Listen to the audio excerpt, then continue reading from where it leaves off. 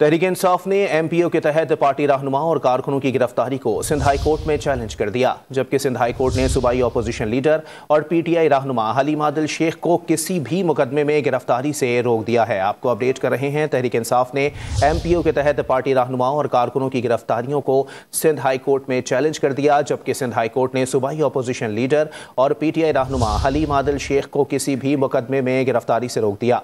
मजीद जानते हैं don news के नुमाइंदे शफी बलोच से। जी शफी, अपडेट कीजिएगा।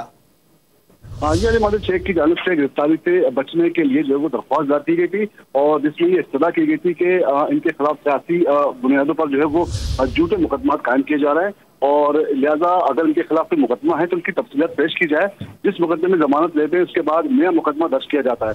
अदालत ने हलीम आदिल शेख को किसी भी गुमनाम FIR में गिरफ्तार न करने का हुक्म दे दिया है और अदालत ने फरीकेन से 3 दिन में जो है वो जवाब तलब कर लिया है।